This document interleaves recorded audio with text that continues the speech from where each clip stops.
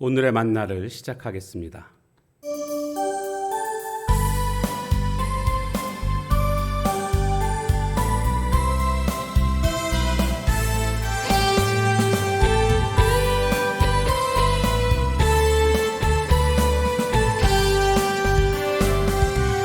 주 하나님 독생자 예수 날 위하여 오시었네. 내 모든 죄 용서하시고 죽음에서 부활하신 나의 구세주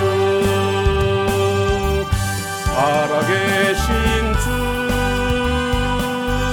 나의 참된 소망 걱정 근심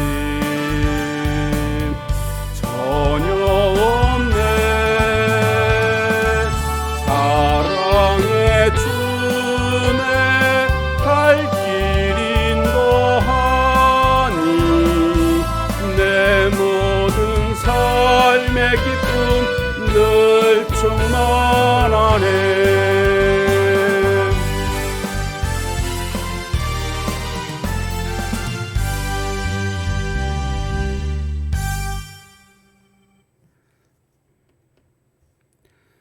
하나님 말씀 고린도전서 15장 12절에서 19절까지 말씀 보겠습니다. 그리스도께서 죽은 자 가운데서 다시 살아나셨다 전파되었거늘 너희 중에서 어떤 사람들은 어찌하여 죽은 자 가운데서 부활이 없다 하느냐. 만일 죽은 자의 부활이 없으면 그리스도도 다시 살아나지 못하셨으리라. 그리스도께서 만일 다시 살아나지 못하셨으면 우리가 전파하는 것도 헛것이요 또 너희 믿음도 헛것이며 또 우리가 하나님의 거짓 증인으로 발견되리니 우리가 하나님이 그리스도를 다시 살리셨다가 증언하였습니다. 만일 죽은 자가 다시 살아나는 일이 없으면 하나님이 그리스도를 다시 살리지 아니하셨으리라. 만일 죽은 자가 다시 살아나는 일이 없으면 그리스도도 다시 살아나신 일이 없었을 터이요. 그리스도께서 다시 살아나신 일이 없으면 너희의 믿음도 헛되고 너희가 여전히 죄 가운데 있을 것이요. 또한 그리스도 안에서 잠자는 자도 망하였으리니 만일 그리스도 안에서 우리가 바라는 것이 다만 이 세상의 삶뿐이면 모든 사람 가운데 우리가 더욱 불쌍한 자이리라. 아멘.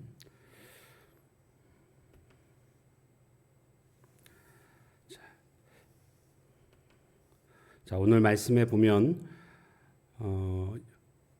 고린도 교회 성도들 가운데서는 예수님의 부활을 믿지 않는 그런 사람들이 있었습니다. 그리고 또 한편으로는 예수님의 부활은 믿었지만 우리들의 성도들의 부활은 믿지 않는 자들이 있었습니다. 그렇게 된 이유는 헬라 철학의 영향으로 그 이원론이라는 게 있는데요. 영은 선하고 육은 악하다, 이런 이원론입니다. 그래서 우리의 물질은 모든 게 다 악하다는 거죠. 우리의 몸이라는 게 물질로 말미암아 만들어진 것인데 그렇기 때문에 우리의 몸이 다시 살아난다라는 것은 있을 수 없다, 이런 생각을 가지고 있었던 것입니다. 그래서 여기 죽은 자들의 부활이 없다, 여기서 이 죽은 자는 바로 성도들의 부활이 없다라는 것을 말해주고 있는 것입니다. 그러면 어떤 문제가 생기는가 보니까 14절 말씀에 보면 그리스도께서 만일 다시 살아나지 못하셨으면 우리가 전파하는 것도 헛것이다. 예수님의 부활이 없으면 우리가 전파하는 것도 헛것이 되고 또 우리의 믿음도 헛것이 된다, 이렇게 말씀하고 있습니다. 우리가 평생을 주님을 그렇게 믿었는데 이 모든 믿음이 다 헛것이 된다라는 겁니다. 그만큼 부활이 차지하는 비중이 어마어마하다라는 것을 깨닫게 됩니다. 믿음도 헛것이 되거니와 또 15절에 보면 하나님의 거짓 증언으로 발견된다, 이것은 드러난다, 그런 뜻입니다. 그러니까 지금 바울을 비롯한 제자들이 복음을 전했던 이 모든 것들이 다 거짓말이 된다라는 겁니다. 그것은 곧 오늘 우리도 마찬가지죠. 우리가 전도하는 이 모든 것도 다 거짓말이 된다라는 겁니다. 그만큼 부활은 중요하다라는 것을 알 수가 있는데, 계속해서 이 부활이 없게 되면, 예수님의 부활 그리고 성도들의 부활이 없게 되면 어떤 일이 발생하는가? 17절 말씀에 보면 여전히 죄인이다 이런 말씀이 나오고 있습니다. 그리스도께서 다시 살아나신 일이 없으면 너희의 믿음도 헛되고, 우리의 믿음이 헛되고, 또 너희가 여전히 죄 가운데 있을 것이요, 우리가 여전히 죄 가운데 있게 된다라는 겁니다. 이게 무슨 뜻이냐 하면, 예수님의 부활이 없다라는 것은 예수님이 자기 스스로가 구원을 못 받았다라는 것을 의미하는 거거든요. 그러니까 자기도 구원 못하는 사람이 어떻게 인류를 구원할 수 있겠느냐, 그런 뜻입니다. 그렇기 때문에 예수님의 부활이 없다고 한다면 우리의 구원도 다 아무것도 아닌 것이 된다. 그래서 우리는 여전히 죄 가운데 있게 되는 것이다 라고 말하고 있는 것입니다. 그리고 우리가 여기서 또 한 걸음 더 나아가서 부활이 없으면 그 자기 자신이 구원을 못한 것 아닙니까? 그럼 이 부활로 말미암아 어디까지 영향을 미치냐면 십자가 사건까지 영향을 미치게 됩니다.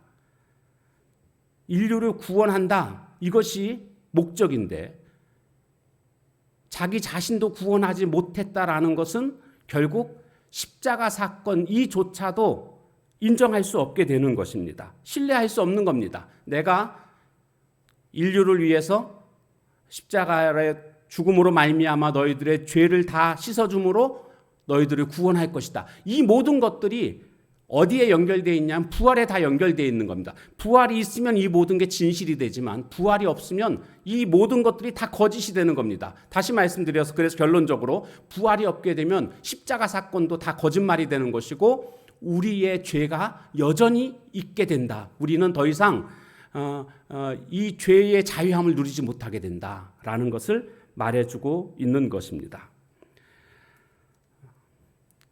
마지막으로 만약 예수님의 부활이 없게 되면 19절에 보면, 만일 그리스도 안에서 우리가 바라는 것이 다만 이 세상의 삶뿐이면 모든 사람 가운데 우리가 더욱 불쌍한 자이리라.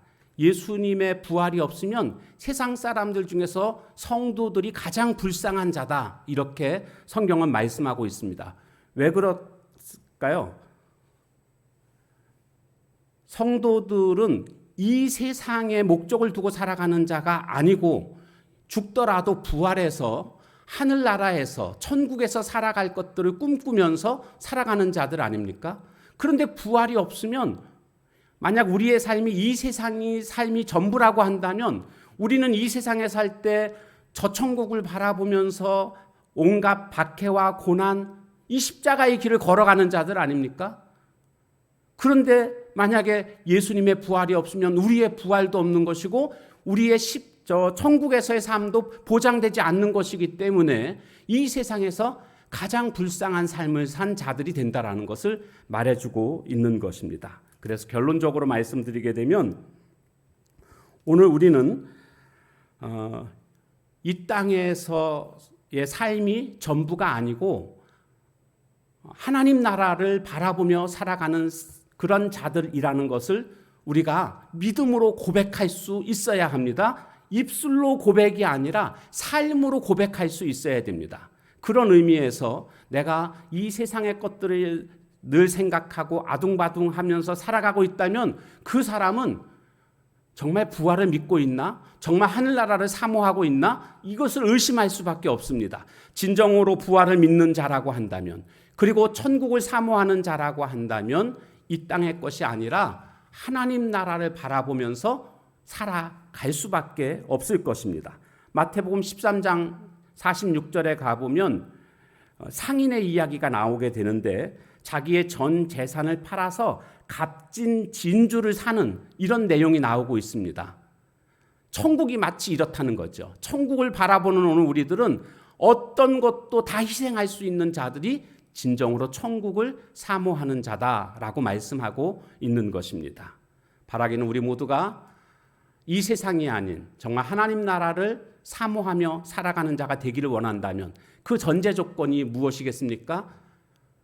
예수님의 부활, 그리고 우리의 부활, 나의 부활을 확신하는 자만이 천국을 사모하며 살아가게 될 줄로 믿습니다. 우리 모두가 이렇게 다 살아가시기를 주님의 이름으로 축원합니다. 기도하겠습니다. 예수님의 부활이 없으면 오늘 우리의 모든 부활을 기대할 수가 없을 것이고 죄사함도 기대할 수 없을 뿐더러 하나님 나라에 대한 소망을 가지고 살아가는 일도 없게 될 것이고 우리의 믿음도 헛것이고 이 땅에서 가장 불쌍한 자로 살아갈 수밖에 없음을 깨닫게 되었습니다. 오늘 우리는 이 예수님의 부활 그리고 성도들의 부활을 확신하면서 살아갈 수 있는 저희들 모두가 되게 하옵소서.